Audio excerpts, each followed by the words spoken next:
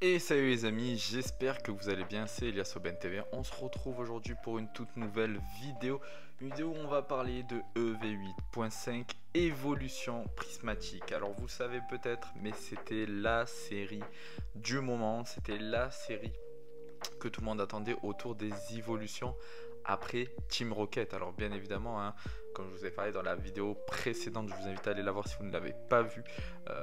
On a parlé de la série Team Rocket et finalement du flop au niveau des attendus qu'on avait autour de cette série là. Et c'est vrai que Évolution Prismatique est quand même une série qui était très attendue à partir du moment où on a mis, on a mis un petit peu les évolutions à l'honneur. On était un peu en attente du nouveau Évolution Céleste, de l'évolution céleste du bloc écarlate et violet. Et c'est vrai qu'on a été un petit peu déçus hein, sur cette série Évolution Prismatique, et pas qu'un peu, que ça soit sur le taux de drop qui était catastrophique, sur l'absence des AR, sur la mise en place des Master Ball et Pokéball qui n'étaient pas forcément des raretés de cartes très appréciées, en tout cas pas au point de remplacer finalement les AR par cette rareté de cartes là. Alors dans cette vidéo, qu'est-ce qu'on va voir ensemble? On va voir tout simplement la chute des prix sur cette série là. Vous allez voir, je vais vous l'expliquer également hein. On va essayer de comprendre ensemble pourquoi les prix sont aussi bas et on va les analyser item par item. Alors avant de commencer la vidéo, bien évidemment n'oubliez pas, on est en partenariat avec Nakabox, qui est une boutique en ligne officielle multi-TCG qui vend du Lorcana, du Yu-Gi-Oh, du One Piece, mais également aussi du Pokémon. Vous avez moins 5% sur toute la boutique avec le code Elias OBNTV5. Et en plus de ça, ils vendent actuellement des cartes à l'unité et en lot plutôt intéressantes sur le japonais, en mint ou near mint. Donc n'hésitez pas à aller jeter un coup d'œil, et le code promo marche également sur les cartes. Pour ceux qui ne sont pas sur le Discord de la chaîne, les amis, vous avez le lien en description. Ce Discord là, il va vous permettre finalement d'être à l'affût de tous les bons plans dans toutes les villes, lors des sorties, etc. On échange énormément dessus, sur nos trouvailles également, pour avertir les personnes de la commune des bons plans. Donc n'hésitez pas, le lien est bien évidemment dans la description. Alors les amis, on va commencer cette vidéo bien évidemment avec l'item phare, hein, vous le savez, c'est l'ETB. Donc l'ETB concrètement, c'est vraiment l'item que tout le monde recherche à chaque sortie, et c'était un peu l'item qui était très difficile à avoir en temps normal. Une ETB classique qu'on a toujours eu l'habitude d'acheter, c'était toujours entre 50 et 60 euros après retail en magasin. Maintenant, même les boutiques physiques se sont mis à nous vendre des ETB à plus de 70 euros. Voilà, c'est que Pokémon commence à faire beaucoup de bruit et tout le monde connaît maintenant la réelle valeur de chaque item. Donc c'est vrai que ça a été déjà très compliqué d'en avoir à prix retail.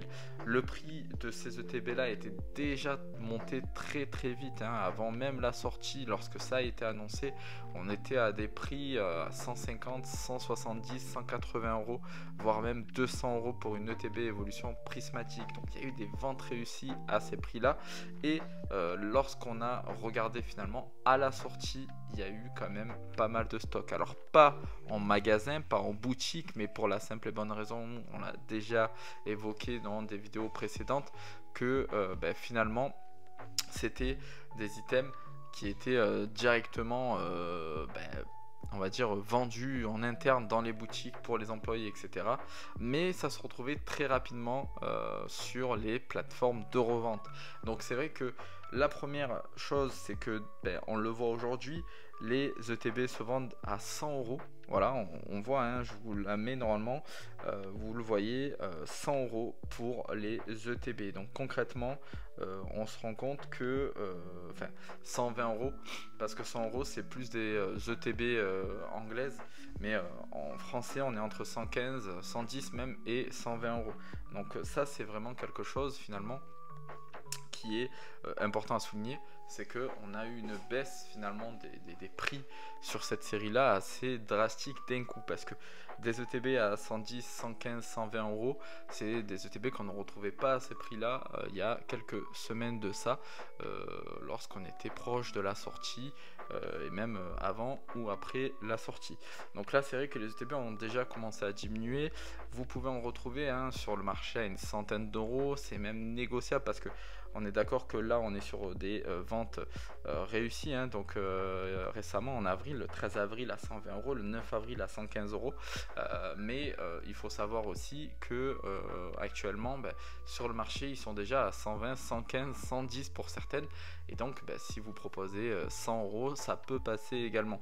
Donc voilà, c'est vraiment il faut vraiment se rendre compte de la chose, c'est que par exemple 151 où on avait dès la sortie des prix le jour même à 80-90 euros sur le marché secondaire, ça a mis du temps à vraiment exploser, finalement le TB elle a mis du temps, elle a mis quasiment un an pour faire un x4, x5 et passer à 200-250 euros. Donc voilà, on n'est pas prêt à voir cette ETB vraiment exploser tout de suite. En plus, il y avait eu un léger restock à un moment donné, donc les boutiques en avaient reçu encore. Donc voilà, ça a fait baisser aussi et chuter le prix parce que automatiquement plus de quantité, donc moins rare, et donc plus de personnes qui en avaient. Là, la troisième chose, c'est que la série finalement n'a pas plu plus que ça.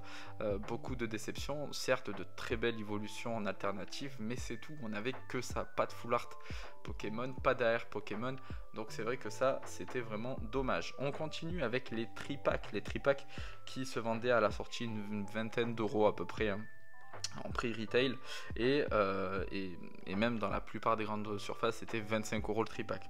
Là on le voit que finalement on est pas loin du prix, parce qu'on voit pour 97 euros 3 tripacks, donc c'est un peu plus de 30 euros finalement, 30 euros le tripack. Donc voilà, voilà, le prix stagne, c'est un peu stagne et même à diminuer, parce que je me rappelle encore que lorsque la série venait de sortir, les tripacks se vendaient à 40-45 euros unité. Donc là on est voilà, on est quand même bien plus bas que ce qu'on avait vu à la sortie.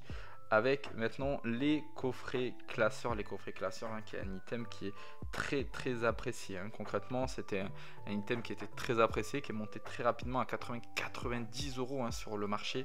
Et là, on voit qu'il y a eu des ventes à 60 euros.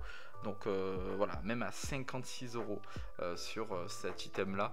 Donc ça prouve et ça montre finalement que la série, elle n'a pas si performé que ça, et pourtant les coffrets classeurs ça fait partie des items où il y en a le moins finalement, le moins print en tout cas.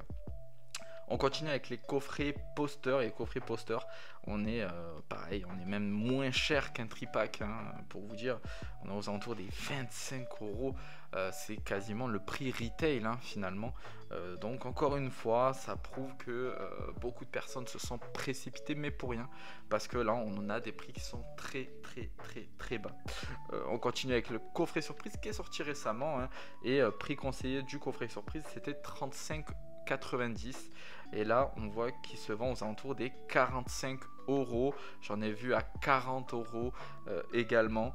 Donc voilà, pareil, c'est pour moi l'un des plus beaux items de cette série, avec la petite carte stamp à l'intérieur, même si je trouve qu'il est gros pour rien, parce que finalement à l'intérieur vous avez une carte stamp et 4 boosters, donc c'est maigre quand même.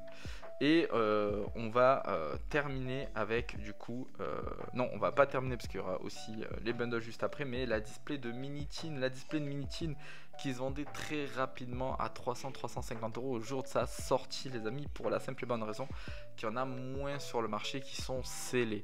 Il y a plus de displays décellés, moi je parle uniquement des displays scellés. Displays scellés, on le voit, on est aux alentours des 260 à 250, enfin entre 250 et 280 euros pour les displays scellés, alors qu'ils étaient à 300-350 dès la sortie. Donc là aussi on a quand même une baisse significative. Et cette fois-ci, pour terminer, on a la display de bundle. Display de bundle, pareil, dès la sortie, très rapidement à 900 euros, parce que un item très compliqué à trouver. La display de bundle, c'est très difficile de trouver une display de bundle scellé aujourd'hui. Et là, on voit que finalement, elle est bien descendu au point de coûter que 700 euros. Alors c'est énorme, hein, 700 euros quand on connaît le prix retail finalement de ce produit là qui est de 35 euros. Voilà, le prix quand même fait un x2, mais voilà, 700 euros, on est quand même très en dessous aujourd'hui d'une display 151, parce qu'une display 151 c'est quasiment 1000 euros aujourd'hui. Maintenant elle est sortie plus longtemps avant, mais en tout cas beaucoup la comparaient déjà à 151. Non, on n'y est pas encore, mais voilà, 700 euros c'est déjà énorme pour ce display là. Je sais qu'il y en a beaucoup qui en ont trouvé à 600-650 euros des displays scellés de bundle, et je sais qu'il y en a encore sur le marché et qu'il va y en avoir encore, et c'est ce que les gens ne comprennent pas aujourd'hui avec cette série là d'évolution prismatique, c'est que c'est un peu le nouveau 151, parce qu'on va en avoir constamment, on va avoir des reprints de cette série là, on va avoir vraiment des stocks qui vont revenir, vous allez voir. Et en plus de ça, je trouve comme pour 151 que le fait d'avoir des sorties sur 1 an, des fois 2 ans de nouveaux items sur la série, ça casse un peu de son charme. Par exemple, moi je sais que 151, le coffret aux fluorescentes, je vais pas l'acheter, je l'ai pas acheté parce que justement je trouve que c'est bon, on a passé le temps 151, on a fait les ouvertures qu'on avait à faire, on a les items qu'on voulait.